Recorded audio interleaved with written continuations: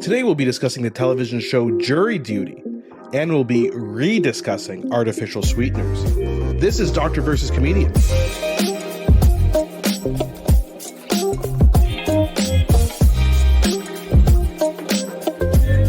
I'm Dr. Asif Doja, and this is the Doctor of Laughs. Not a real doctor. Ali Hassan. Every episode I pick a topic for Ali from comedy and entertainment, and I question him about it. Then Ali picks a topic from medicine and health and grills me on that topic. Today we'll be discussing the new stealth hit TV show, Jury Duty, and we'll be rediscussing the controversy around artificial sweeteners and their link to cancer based on a new statement from the WHO. So all very exciting stuff, Ali, but I want to ask you something before we get into all this. It's about something that's been in the news lately, and it's about country singer Miranda Lambert. I don't know a lot about country music, so I'm like, isn't she married to somebody famous? And my friend's like, she used to be married to Blake Shelton. They're divorced. He's with Gwen Stefani now. I'm like, oh, okay. Sorry about that. My apologies. How embarrassing for you. Exactly.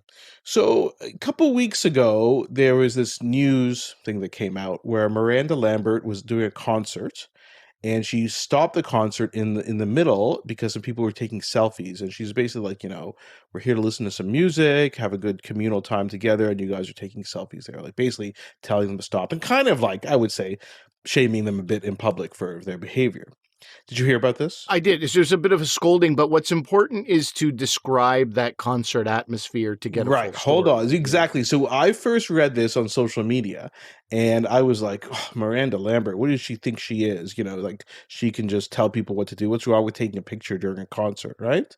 And this is, of course, different than some places. Like I know when Kevin Hart was touring, you have to put your cell phone into like a locked bag, and everybody gets a bag, and then it unlocks when you leave the facility. But that's a bit different. Often that's because they don't want you to record the set and then play it later. It's a bit different. Comedy is a bit different than Comedy is different, but man, if that came into music, let me just say, because most of concerts right now, and you'll tell me if you've had this experience, most of concerts, whether it's a 3-year-old's piano recital or the top music artist in the world, most of it is like trying to watch somebody on stage through a sea of raised phones and iPads. I remember sitting behind a woman who was filming her daughter for some, I don't remember what it was.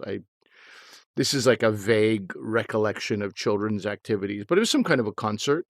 And I was basically watching the concert on this woman's iPad. through the phone. It was the largest iPad on the market, and she was holding it right up. And I was like, I don't know how to. Don't you want to actually just experience this for itself? No. Who's gonna? Are you gonna watch this later? And who do you people? Here's a little hint to people.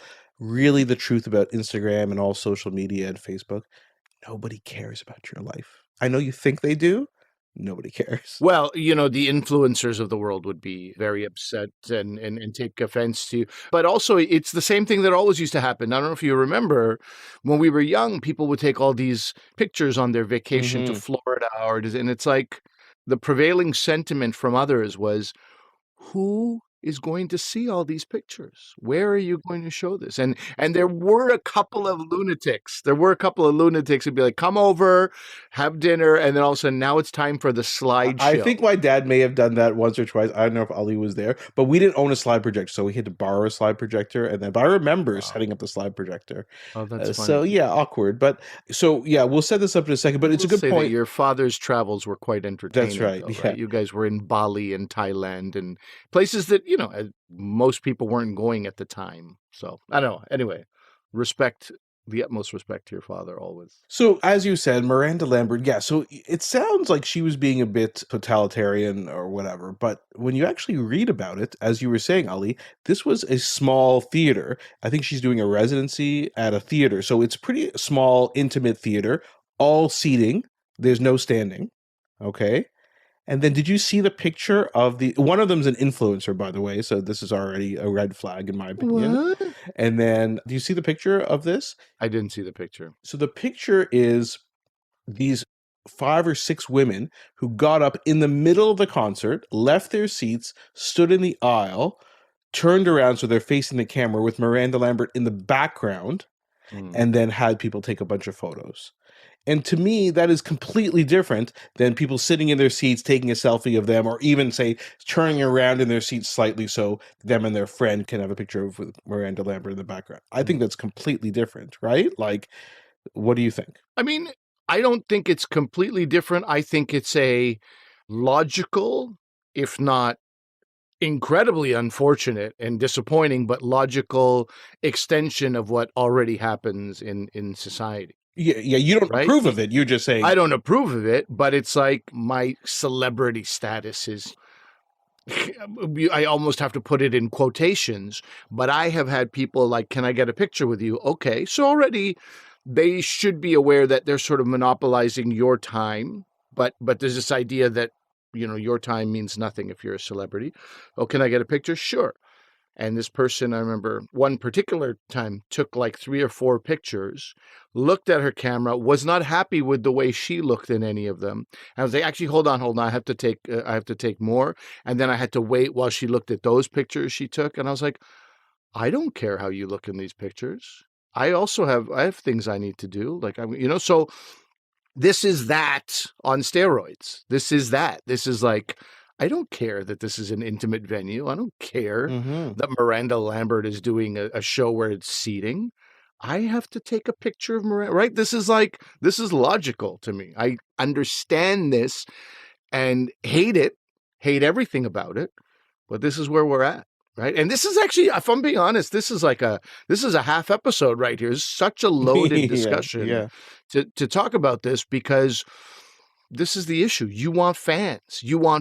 And in pre-social media, what you wanted what were called product advocates. You wanted somebody who would take your brand, your service, and talk about it organically to other people, right? We all know people like that. Some people will just do something.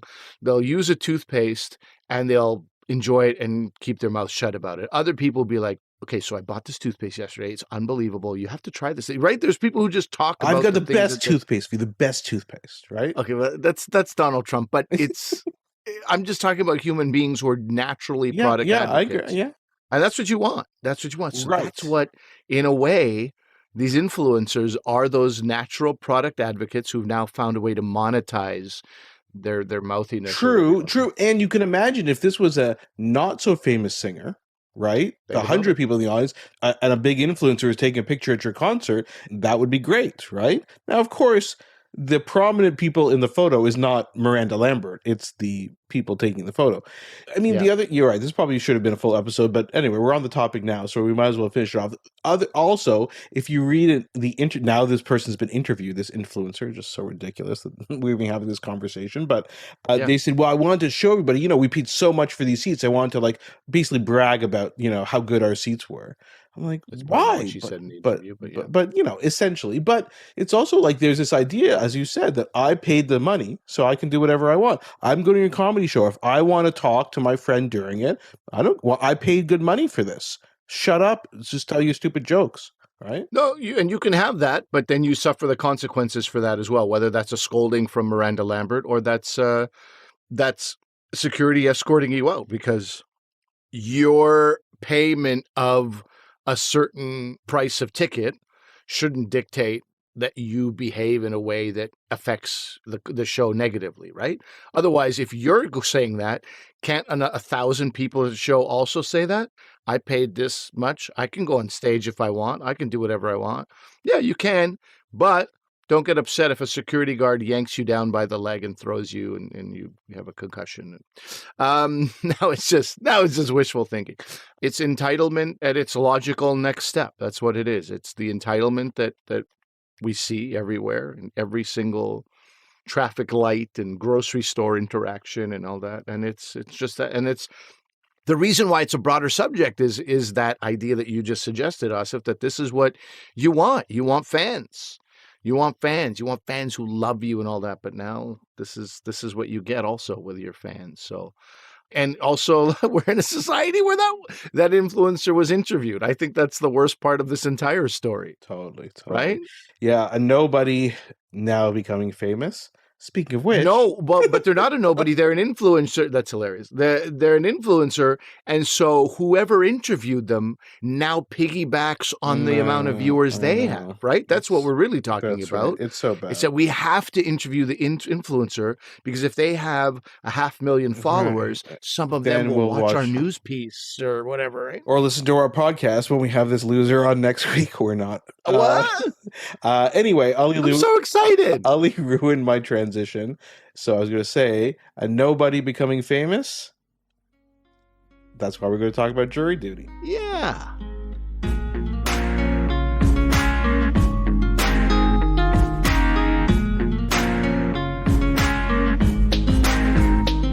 That was pretty funny. Ali, that from the previous part. That sounds like if you heard Dana Carvey's impression of Joe Biden. Yeah.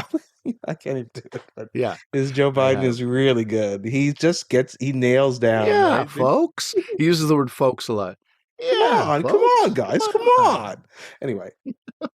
Okay, we'll move on from that. Trump and Biden, what are we, a political show all of a sudden? Okay, so Ali, I did want to talk to you about Jury Duty. Jury Duty is this show that is on Amazon Freevee, and now it's on Prime Video. It's a very unusual show that has developed a huge cult following. So I wanted to talk to you a bit about it and get your thoughts on it, because there's some very interesting improv and acting that goes on in this show. So basically, the premise of this show, for those of you who haven't seen it, is it's a film like a documentary, but it's actually a mockumentary because they hire a bunch of actors who are participating in a jury civil trial. Okay. The catch is one of the jurors is not an actor, and they're a real person who they recruited who thought that they were just being part of a documentary about jury duty, but they're actually an actor. So it's a bit of a prank, hidden camera, Truman Show type show, but it's also a mockumentary style comedy in the vein of Parks and Recreation or The Office or Modern Family, where there's confessionals and people talk to the camera, right? So it's very interesting. It was created by Lee Eisenberg and Gene Stupnitsky. These guys previously worked on The Office. So basically, they wanted to make something like The Office, right? And the goal from the very beginning for this show was they didn't want to be punching down at this person who is the real person in it, right? Yeah, I would refer to that as the Ted Lasso effect, personally. Yeah. I don't know. I mean, that's... I shouldn't say that because these things can happen independently. And I think, it was a show that it was like after the pandemic. So it's like the tone, and we did the same thing with live comedy shows that we were doing. We did the same thing with a show called Canada Reads that I host. We wanted a more collaborative approach. People who did animosity and tension and conflict wasn't a big deal for them. So it's in that whole world. It's in the Ted Lasso world, I should say, not the effect. And, right? and you can see how these guys... The Office is a perfect example because the first season of The Office, there's a change as The Office goes along, right? The first season is very much like the British Office, but you kind of don't like Michael Scott, right? And by the end of the series, by the time Michael Scott leaves, you have this warmth and affection to him. And now, and everybody, even though they argue in The Office, whatever, there is a warmth to all of them. When Dwight gets married, it's actually a touching thing. And Parks and Recreation learned that very early on. The first few episodes are not very good, and they kind of learn, we're not going to make fun of Leslie Knope. She's going to be our warm, strong character. And so, but how do you do that in a show like this where one of the people is real? So they had to find this person who's the main character, who's this guy named Ronald Gladden, who's 30 years old. He's from San Diego. He's a Home Depot project manager. I think he works in solar panels for Home Depot. And they had 4,000 applicants who responded to a Craigslist ad asking for people to participate in a jury and take part in a courtroom documentary. So and they would get paid for it. And that explains why there'd be a camera crew following them around every day. And so they interviewed him, and they just couldn't believe they found a guy who was kind and warm and funny. They said it's a once in a lifetime find. He's like an everyman, but who has this ability to be kind of charming and warm. So that was basically it. Then what the creators had to do was create basically a fake court case, right? And they had to pick a civil trial because it's illegal, I guess, to fake a criminal trial. So you had to pick a civil trial, and so a bogus plaintiff and defendant, and then every episode is another kind of day of the trial as they're moving forward, presenting evidence. So yeah, I mean, like, so it's simply it's The Office in court, but really it's this complicated web of this hidden camera show, mockumentary, and sitcom. Well, a very interesting thing that I'd read, and this is a Vulture article that we'll share, is when they asked one of the creators or the producer of the show, Todd Schulman, what other settings, or were there other settings that you were considering besides a jury for this show? Now, obviously, the setting was so critical that it became a show called Jury Duty, but Todd Schulman goes, yes, but I don't want to share what they were because you'll think I'm a sadist. And I'm like, oh my God, I want to know what those were. The hell were you going to do? So it might have been something in the, oh my God, I'm blanking on the name, that Korean sort of game show. Oh, Squid Game. Squid Game. Oh, It might have been yeah. in that spirit. That's true. It And made it then- just so ridiculous. Yeah. Yeah. And if he's saying you would think I'm a sadist, then it suggests to me that originally it wasn't as feel good and optimistic. Yeah, I didn't think in about tone as they that. were creating it. I didn't think about that. And, usually with these shows, so this show is very similar to a show from the early 2000s called The Joe Schmo Show. You've told me about this show. Explain to people what that concept was, because this is 2003. This is early reality television. Exactly. I never watched Joe Schmo. I've read about it. I've heard references to it many times. Explain to people what the concept was behind. Yeah, Joe there Schmo. were 2 seasons of it in the early 2000s, and they kind of did a reboot about 10 years ago. So this was, remember, early 2000s, Survivor was becoming a huge hit. Big Brother was huge. So they wanted to do a takeoff on these reality competition shows. So think about reality competition like a Big Brother, people living in a house and various things happening, right? And what they did was very similar to what's happening in Jury Duty. They had a bunch of actors and then one real person, and he thought he was competing against other real people, but they were all actors. And of course, every week someone gets voted off, but of course it's never going to be the main character because he has to stay till the end. And funny stuff happens every episode, and the host is in on it. So it was quite funny, but that was more of I would say, a Big Brother kind of takeoff with a bit of Survivor put in.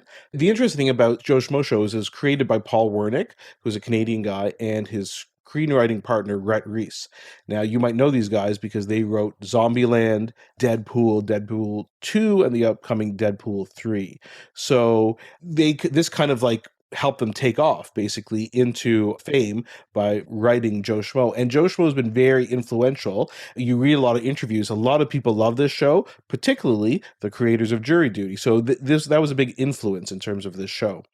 So Jury Duty, I guess they found an abandoned courthouse in California, and they had to like clean it up and have all these secret rooms where they can have all the cameras. And of course, they endeavor, if you watch the show, to get the jury sequestered. They weren't supposed to be sequestered, but things happen. And a lot of this has to do with James Marsden. So, Ali, before you watch the show, were you familiar with James Marsden, the actor? Oh yeah, of course. I didn't know about Sonic. Yeah, he was in Sonic the Hedgehog. That's a joke. If know you that. have not seen the first episode, you will. I won't ruin that for you. I won't ruin that for anybody. Now, I haven't finished it. I don't have the same Okay. free time that my pediatric neurologist buddy does. Oddly, I'm a comedian. I should have lots of time, but I haven't finished it yet, and I'm kind of excited. I'm like, every episode, I'm like, oh man, what's going to happen? You know, like I greet every episode with an interesting enthusiasm Because of which what speaks happens. to the way it's filmed and what kind of show it is. I really like it. Because what happens in the show is every day they have to react to what's going on with this guy reacting to what's going on. So I'll give an example from, well, I probably shouldn't ruin things from the first episode. I won't. But James Marsden is a pretty famous Hollywood actor. He was in X-Men. He played Cyclops in the X-Men movies. He was in The Notebook. He was in Westworld. He was in Sonic the Hedgehog, as Ali mentioned. He's been in a lot of things. Like, you definitely recognize him. And he plays basically a kind of a more jerkier version of himself, and who's also brought in to do jury duty. And it's just so interesting reading reading these interviews with James Marsden and how he signed up for it. He was intrigued when he first heard about it, but he's like, we cannot be making fun of this innocent person. Like, that's not. Yeah, he wanted it to be not a punching down show. Yeah, which and was so great. And I always wondered, like, did that influence what the producers were thinking, or were they already on board? And yeah, like, no, it sounds like they were already on trying. board, but I don't know. Like, we don't know. But I James believe Marsden, nothing. yeah, James Marsden is definitely like a main person in this, so that obviously helps with some of the star power in the show. And I will say this, like, this is dating myself a little bit, but one of my favorite shows on television ever was the Larry Sanders Show. But if you enjoy watching shows where actual celebrities are just playing themselves, but it's not themselves, it's like a terrible version of themselves, I just love that. I don't know why, but it was one of my favorite things to see somebody who's really cool and suave. You know, the George Clooney's and the David Duchovny's of the day who were really enjoying like a rise to fame. And they're like cool, and you see them on red carpets, and then they're like these really like sniveling, like, was that good? Is that good? I don't know if it's good. I feel really weird. I'm like, and they like play like this pathetic or arrogant or like really sad version of themselves. I got off on that always. I really thought that was the best. I find that that's such a great choice. To me, that speaks volumes about those people as actors, that they're so confident in themselves that they don't mind playing a gross version of themselves, like it's supposed to be themselves, but they're in on the joke. You know, they're not like they're so confident in who they are. So I loved watching Marsden do what he did, and I will continue to love it. So what's interesting about this show is it came out in April and nobody cared. It came out to zero buzz. I remember reading, I heard about it. I read about it on some entertainment websites. So I'm like, oh, that sounds interesting. And I read a couple of reviews, and they were kind of pretty middling. They weren't that good. So I was like, I said maybe I'll get around to it sometime. Maybe in the summer I'll get around to it. But I didn't really think just about to add to that, Asif. Just to add to that, I know you always want to know what the Hollywood Reporter is saying about stuff. The early reviews that came out, you know, when it was the screeners were sent out before it premiered. Hollywood Reporter called it a bad show for benign reasons. And even Todd Schulman, that exec producer that I just mentioned, he says, this is a quote from him, the vibe at the screening I would describe very much as, we made a show, we should be proud of that, which is like, hey, we did a thing, everybody. Isn't that nice? And they had zero expectations, or very low, muted expectations, I would say. And they didn't think much was going to come out of it. Even Marsden was saying also, is this going to do weird things for my career, or is this going to do nothing for my career? Exactly.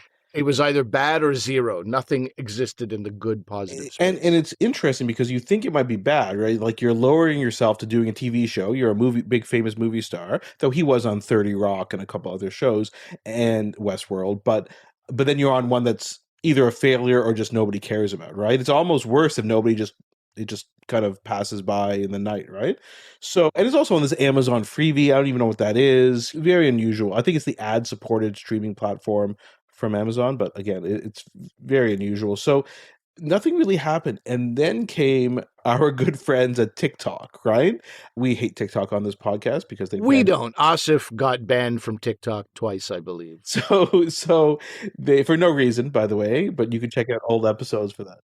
So I guess lots of clips started circulating on TikTok as people, especially liking Ronald, the main character in the show. One of the show's writers, named Carrie O'Neill, shared the trailer on her Twitter account, but just wrote, "We Truman Showed a Man," right? Like, as in the Truman Show TV show. Yeah, I don't. Is that accurate? Like, no, but she just wanted to get Truman people. Show, right? Okay. Is it? Well, Truman Show, they kind of did. There's also Ed TV, which came out at the same time. So yeah, no, he didn't know. So yeah, I think it's similar. I mean, obviously, Truman Show was his whole life, but the tweet got 1.3 million views, so that started to really pick up. And then James Marsden was quoted as saying, after the first episode aired, he eventually started getting texts from random people, and they kept saying, "You're blowing up on TikTok." He's like, what do you mean? I don't understand what you're talking about." Not so much random people, but he said people he had not heard from in a long Yeah, time. Like people, exactly. Yeah. So old friends or whatever. his phone number wasn't leaked or anything. Yeah, so he's like, it's just strange. And so, but he said whenever he walked out from his hotel, if he was filming on location or something, just walking to get a coffee, people would stop him on the street about jury duty, but they were always under 30. Right. So then he's like, okay, something's going on here and everybody's talking about it. And in fact, like I told you, I was kind of putting it on the back burner. And then one of my friends, Amy, who's a listener of our podcast, she's like, "Have you seen Jury Duty yet?" She stopped me in the hallway at work. "Seen Jury Duty yet?" I'm like, "No." She's like, "You got to watch it." Then she had to go do something else, so she ran off. I'm like, that's exactly how you pitched it to me too. I'm like, you also were like, hurry up and watch it. Because this show is really, well, let's talk about it. It really is best to not know a lot about it going into it. The more you know, and the more you know behind the scenes, that's great to know after the fact, because how they pulled off some of this stuff is absolutely amazing. But it's very interesting. So I'm curious, Ali, I have a couple of questions for you specifically. So the first one is, what do you think about the show from what you've watched so far? And then I have some questions about the acting in it. I love the show because, as James Marsden said, his main concern was like, I don't want a show that mocks or humiliates that one person. I think I really like it for that reason. This is kind of celebrating a man. Now, there's a sad commentary there too. The last time, our reference is a show called The Joe Schmo Show from 2003. Like, is that how long it takes? 20 years to get a show where we celebrate an everyday man? Like, people are like, nice guys don't finish last. This guy's amazing. It stands out so much that it makes you think about, oh, how horrible is society that a show like this has to come along so infrequently to make to really stand out and make an impact. But that aside, I'm a big fan of this format. I love what they did with this one particular guy. And you can read a little bit about sort of the casting process to get to him. But I think they nailed it. But it almost feels like lightning in a bottle in a way. Like I don't know how you would guarantee that you get a person, because as one of the producers was saying, like, he was sweet and he was generous, but we also didn't know when we were going to do the big reveal to him how things would go. He said, people are people, right? It's like, you may know somebody your entire life, but you don't know them in a relationship. Mm-hmm. You don't know them in a very, high conflict tense situation. Exactly, how things are going to go. Sometimes you don't even know yourself. And that I definitely won't ruin for you what happens at the very end of it. That would be ruining too much. But it's interesting, getting back to the Joe Schmo Show, as you're saying, they had the main guy, and that was named Matt. So he was the real person on the show. And he was also, they found the perfect guy because he was like a kind, funny person. When people would do crazy things on the show, he didn't get angry or upset or make fun of them. He just, responded like a kind person would. And in fact, when they were doing jury duty, like, how do we get our Matt? How is that possible? And they somehow were able to perform this miracle. And to be honest with you, the second... It's a miracle. It's crazy. We're calling it a miracle. Yeah. They found a kind person. What a miracle. We're all jerks. What I'm saying. The second season of Joe Schmo, the guy was okay. It was not quite as good, not a jerk or anything. And of course, there was this other show, kind of the cousin of these shows, called Joe Millionaire. Do you guys remember Joe Millionaire? I've heard reference to it. So this was a takeoff on The Bachelor. So the main character on the show, The Bachelor, this one was supposed to be a rich millionaire, but he wasn't. He was an average Joe who was a construction worker. And of course, they have to reveal that at the end. And you really are making fun, not of that guy, because he knew about it, of course, ahead of time. Yeah, of course. But the contestants of the show didn't know. So they all thought they were like looking for this, bachelor millionaire guy, and were told he was. They were out and out lied to. So yeah, it's a bit uncomfortable. So yeah, I like that. The other thing I like about this show is the acting in it. So everybody, like I said, on the jury, the bailiff, the judge, everyone is an actor. Okay. So the issue, though, is that acting, they have to stay in character all day, all the time, and improv around everything that goes on. So much so when they do those little one-on-one confessionals that you see, similar to The Office or Modern Family, where they're talking to the camera, they'll do that, but in the background is the real guy, Ronald. And so he thinks they're just doing confessionals as part of the documentary. But they, in the confessionals, these actors also have to try and make it funny because they're also in a comedy. It's not just that they're in a spoof of a jury; they're in a comedy, and so they have to say funny lines, but they can't be too funny because then you'd know it was written. So this tightrope they walk is so interesting. So I want to ask And you, also from, if you think about the camera work, they're trying to catch Ronald's reactions to funny things that are happening without being too obvious about, and you can't be like, quickly get Ronald, you know what I mean? Like, you don't want to give it away. You're trying to create a show here. So the tightrope is not only in front of the camera, but behind the camera too. I thought about that a couple of times. Like, oh man, you have to be very, very subtle. Like those morning meetings had to be very like closed door morning meetings, reminders, do not ruin it, do not give up to, don't blow it with Ronald. and so yeah, so how difficult is that as an actor, I guess is what I'm trying to get at, because The difficulty also is, you mentioned difficulty, so I want to bring up this point too. You or I could have never been on this show, or I'll speak for myself. I'm watching the show and I'm like, oh, there's Kirk Fox. This guy's a terrific Right. comedian. Yeah. He's on Reservation Dogs. Yeah. Oh, there's Mickey Leaper. Oh, he runs the student paper in Sex Lives of College Girls. I know that guy. You know what I mean? Like, I'm seeing faces. It doesn't make any sense. Yeah. So this is the part that amazed me. Yeah, you found a kind and generous guy. Those people exist. But you found a kind, generous guy who doesn't know any of these other actors, right? This is like the tricky part. I wondered, like, if the casting process involved, like, what kind of shows do you watch? And he watched plenty. He knew James Marsden's resume, right? He knew exactly who he was.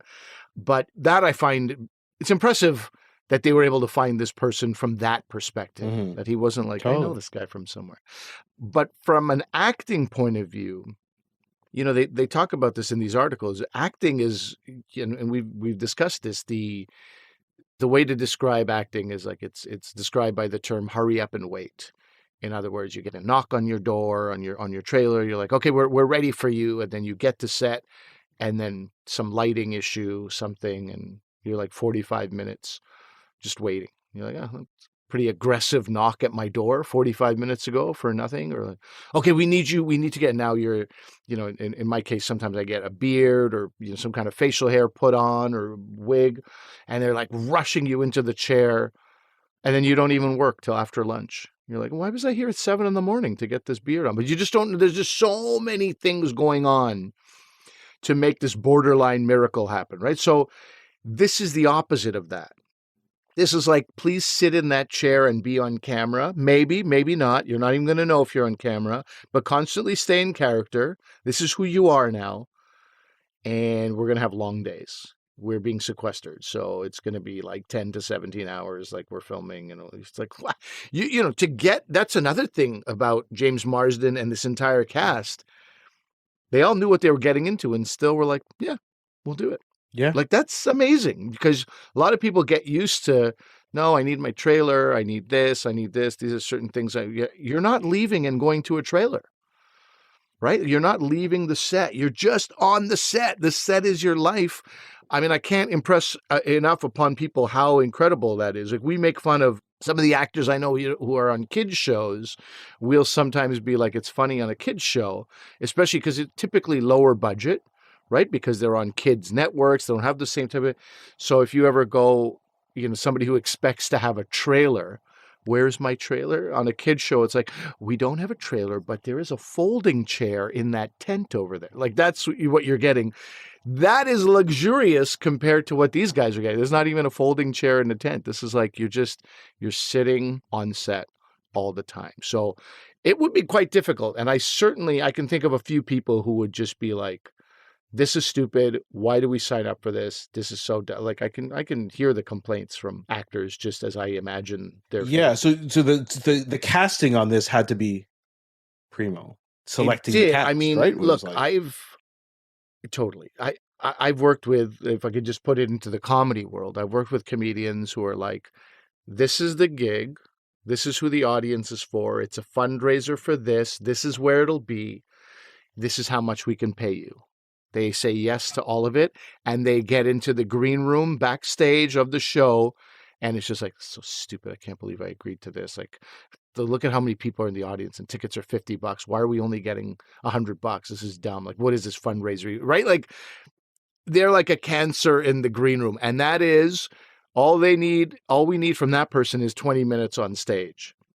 So the casting, I mean, they could not have told these actors enough times, hey, by the way, 17 hours on set. Again, I must reiterate, you will not have a trailer. You will not be leaving set. So, I mean, full respect to all of them. I assume they signed on knowing exactly what they were going to get, because Hooves production to have performers who are able to stay in it and not be like, I'm sorry, excuse me, director, this is bullshit. And they have to be like, hey, Ronald is listening. You can't call me the director. You can, right? You got to constantly. It's crazy. I don't know how better to paint the picture, but it's absolutely insane for actors who are used to a different way of performing. So I give them so much respect. I think I would sign up for something like this for the challenge, but it would, make no mistake about it, it would be quite a challenge to be in character all the time. Because normally, just to hammer home this point, normally the director yells action. You have already scoped out, okay, A cam is there, B cam is there. It's the first camera and the second camera. So you know exactly where the angles are. You know exactly where to stand. You're told everything. This is like, I mean, the amount of like pre-rehearsal before Ronald gets there has to be a lot. And then you don't know where the camera is. So it's like, just be in character always. Always. Oh, you mean so for like the next 10 minutes? No, the next 10 hours. So I just, I mean, it's a phenomenal show from that perspective. If you know something about the acting world, which, that's why I'm trying to impart this, it's something to be impressed by, really. Well, a couple of things just to finish up here. One is a little trivia for you, Ali. The judge is played by Alan Barinholtz, who everybody knows the Barinholtz name. Right. He was a judge, huh? a real judge. Yeah. And then became an actor. And of course, his son, well, he's two sons. He has two Ike sons. Barinholtz. The lesser who's known the other Barinholtz. I don't know. Do you know his? I don't even know his name. Lesser known Barinholtz and Ike. Yeah. Yeah. Ike from Mad TV, from the Mindy Kaling Project, from he's been in History of the World. I don't know. I've been watching Blockers. That. He's he's in everything. Yeah. Anyway, great guy. Oh, he's in After Party. So there's many things he's in. Anyway, that's a bit of trivia. But the craziest part of this overall is that the Emmy Awards were just announced.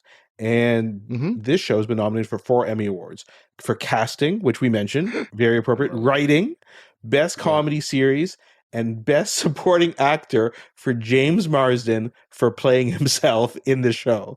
It's crazy. And it's a slight spoiler here, but the first person he called was Ronald. So you can take that for what it is after you finish the show in terms of, the relationship after the fact. But anyway, great for James Marsden. He totally deserves it. As soon as I finished watching, I'm like, this guy deserves it. It's, again, to have an actor of that caliber be willing to make fun of himself and, as you said, stay in character all day, it's great. So anyway, that was the last little bit of trivia for this section.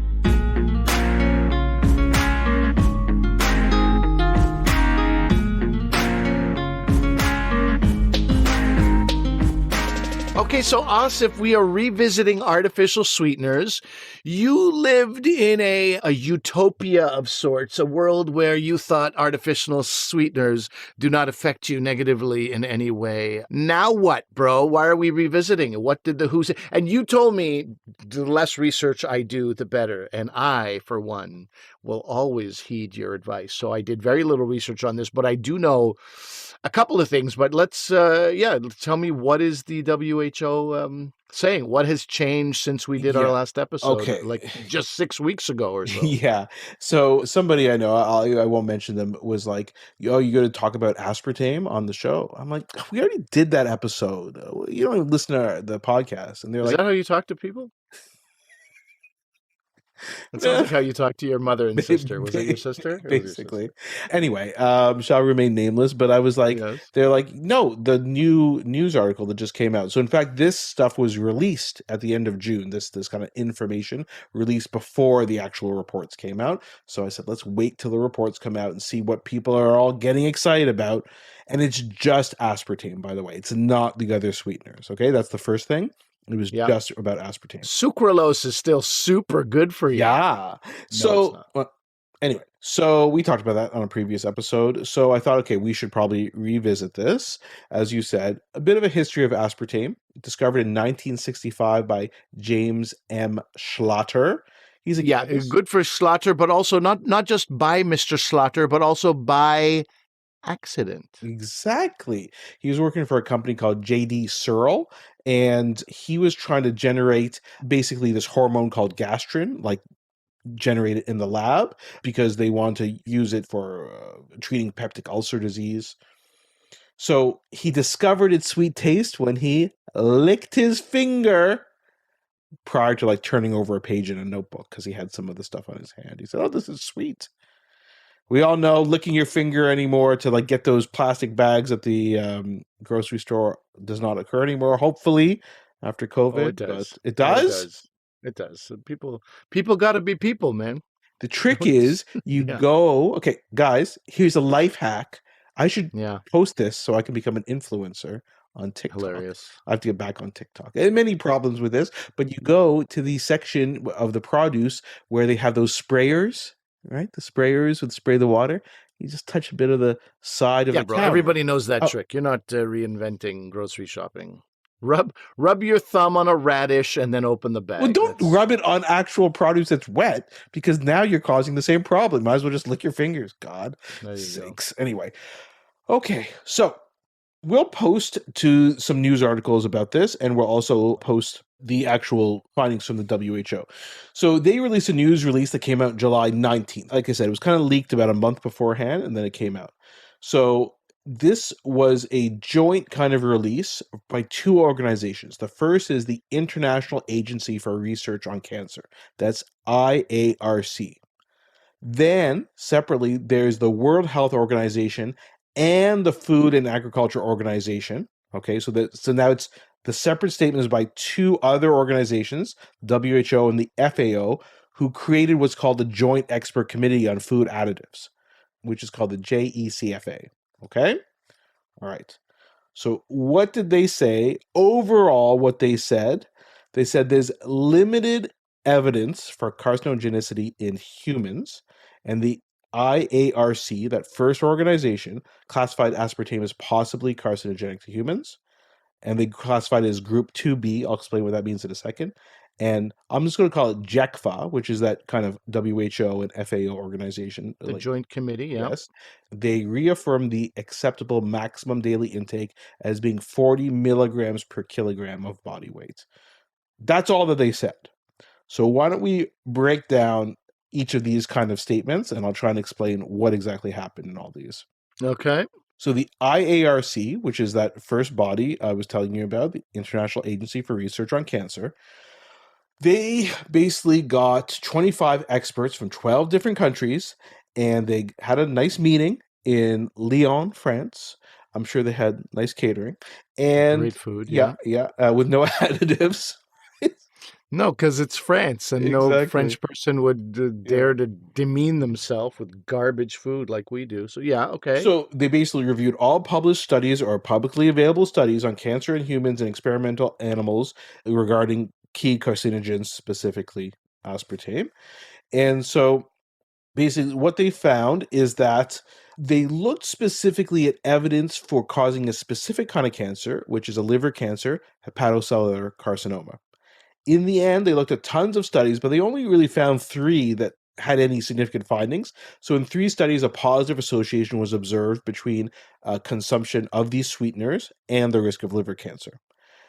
But they indicate that because a lot of these studies are observational studies, which we've talked about before, they have what's called a risk of chance bias, so chance just could be coincidence, bias because you're looking at specific populations, it's not a randomized trial, you're not randomizing groups, or confounding bias. So confounding factors could be maybe there's another factor in addition to the use of artificial sweeteners that could predispose you to hepatocellular cancer. So for example, perhaps diabetes, if people have diabetes, right, they might be more predisposed to use artificial sweeteners, and maybe they have predisposed for cancer. I'm not saying that's the case in this, but that's an example. Or maybe if someone's obese, they might want to use artificial sweeteners, and maybe they have a predisposition for cancer. So they said there are some problems with these, and you can't say that these things like chance bias or confounding factors, they could just be the explanation for what we see. Okay. They also found that there's some limited evidence in experimental models. So they looked at mouse and rat models. But again, because of the experimental design of these, they said that the evidence is very limited, even in these animal models. And then finally, for this group, what they want to see is something possible to cause cancer. Is it possible that that aspartame could cause cancer? So you also need to prove somehow, usually with laboratory studies, what's the mechanism? How would aspartame itself affect your body and cause cancer, right? Like what's going on at the molecular and cellular level? So they said there is some evidence that aspartame causes what's called oxidative stress and may cause chronic inflammation and cause cell death, but that's very limited evidence as well. So you can probably see that I keep using the word limited evidence, right? Because that's what it said. And if you remember, the very first thing they said was that there's limited evidence about aspartame causing cancer. That's what the IARC said. But they classified it as category 2B in terms of the ARC monograph's hazard classification. So I'll put a link. Was it classified in another group previously? I don't believe so, though I'm not sure. Okay. So it has moved up into a classification. It was unclassified previously. Yeah, I'm not sure if it was group 3 or group 2B, but let's go through these groupings because I think it will help people to kind of classify this. So, Ali, if you scroll down on a Google Doc to this diagram, it's the very bottom. And like I said, I'll link to this. Okay, so there's 4 different groups, but 2 A and B are like 2 of them. So that's why there's not 4 groups. Anyway, you know what I'm saying. 1, 2A, 2B, 3. Okay, so group 3, okay, is at the very bottom. This is the lowest level of certainty because there's inadequate evidence in humans and inadequate evidence in animal models that they cause cancer. So what kind of substances do they look at? Coffee, mercury, Tylenol, right? Acetaminophen. They're saying basically there's inadequate evidence. So we cannot say at all that, and basically it's not classifiable. The highest level is group 1. So aspartame would have lived in the group 3, not classifiable as to its carcinogenicity? Carcinogenicity. Yeah, exactly. Yeah. So it was not classifiable beforehand. So if we jump to group 1, then these are things that are clearly known to be carcinogenic to humans. So tobacco smoking, solar radiation, ionizing radiation, so from nuclear blasts, things like that, people who get repeated radiation for scans, we know that those things have a risk of cancer. And of course, don't forget consumption of alcoholic beverages, which we've talked about several times, but it's just like people don't believe you when you tell them. So this is for sure has been shown. There's no argument about this. Then there's groups 2A and 2B, okay? So 2A is probably carcinogenic to humans. So there's limited evidence in human studies, but sufficient or pretty good evidence, my paraphrasing, in experimental studies. Okay, so what's in group 2A?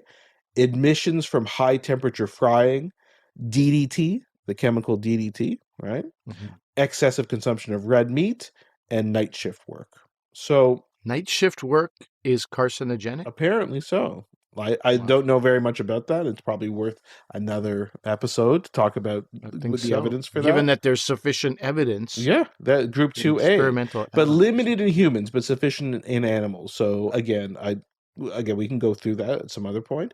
So aspartame is 2B. So they're saying limited evidence in humans, less than sufficient evidence in experimental animals. So it is kind of a weird classification. They're not saying there's inadequate evidence. That would make it level 3.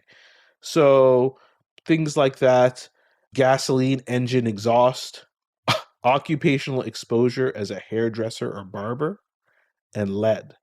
Lead So feels like it stands alone there. yeah. But I also was reading, I'm sorry, I did read something What? I went against. It was just a Reuters.com article. Mm-hmm. This making aspartame a possible carcinogen and putting it into group 2B means, I quote, that there's limited evidence showing a potential cancer link, and puts it in the same classification group as aloe vera extract and some Asian pickled vegetables. I was like, what? So this is why. Okay, really? Do we think like what's going on with the guy who cuts my hair? Is he? I mean, I don't know. So I think it just means that you probably need to look into it a bit more. I'll kind of wrap things up at the end and tell you what kind of the prevailing thoughts is on these two statements. But let's talk about this other one, this JECFA statement, which, remember, that's this joint organization with the WHO and the FAO.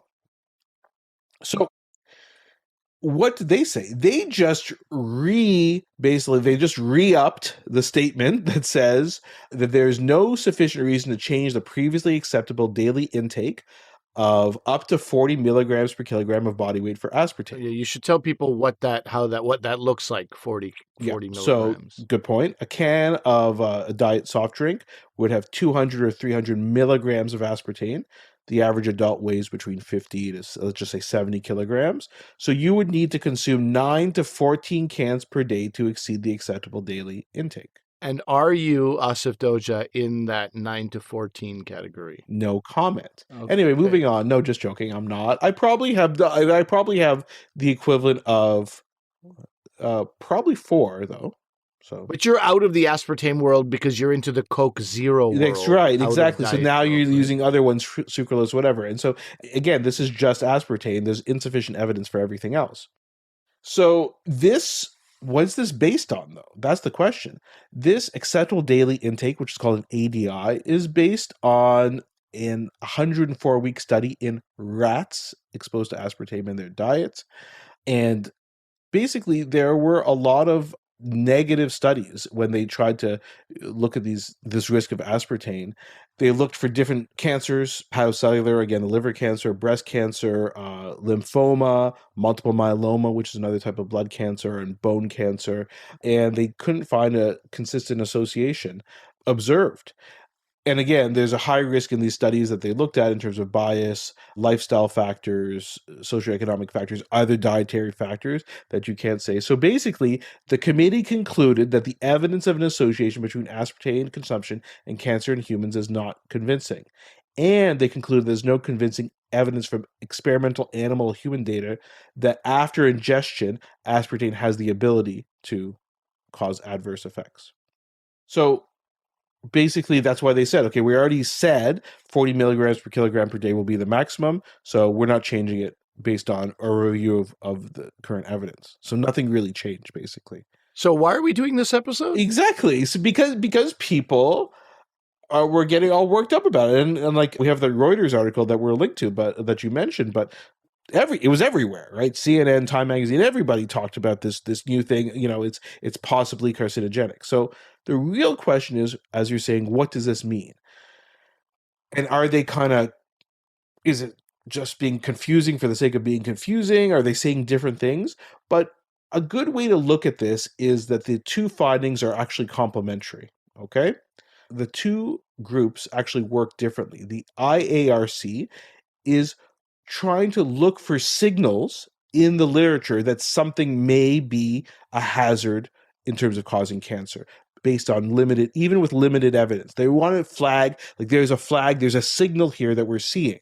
That's why when I listed other things that were 2B, they're quite unusual, but they just deserve more investigation.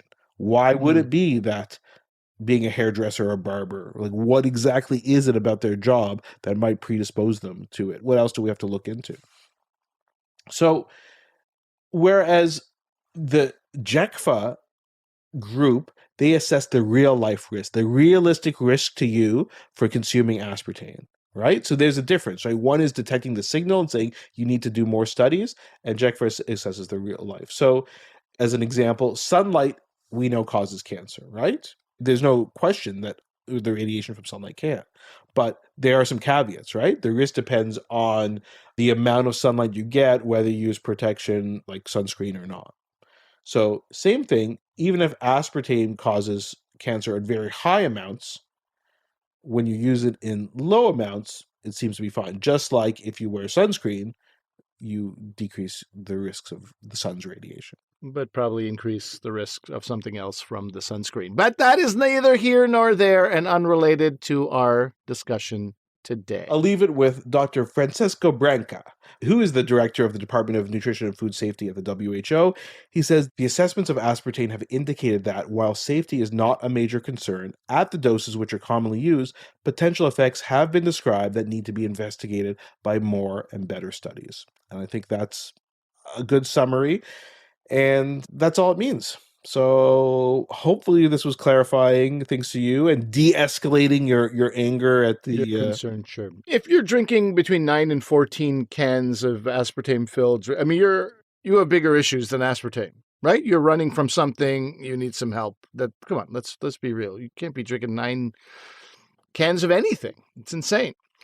So just watch your consumption of aspartame, I guess, right? Mm-hmm. Like you always did.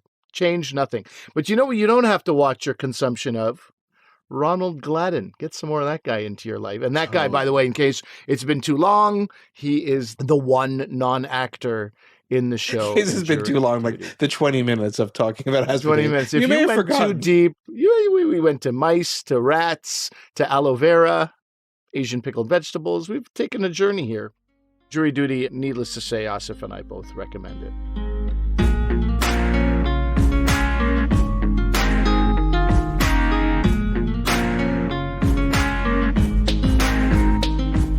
Let us know what you guys thought about this. In fact, you'll have a good month off where we will not be having any episodes. So we're going to take the month of August off. We will be back in September, or the first week of September, with brand new episodes. Obviously, if something really huge comes up, we may do an emergency episode, but otherwise... Emergency? Yeah, that's right. But otherwise, we'll be back in September. We have what I would call a catalog, over 100 episodes of stuff we're pretty proud of having put out there. And if you have comments and stuff we've done in the past, I know that Asif will still read the emails all throughout August, and then I will read the ones that he sends to me and tells me you should read this. Totally. So reach out to us, drvcomedian@gmail.com, drvcomedian on Twitter, Facebook, Instagram. We are everywhere. And remember that although I'm a doctor, I'm not your doctor. Medical issues we talk about are for your interest and information only, and they're not medical advice. Please consult your medical professionals for actual medical advice. Thanks for listening. Bye.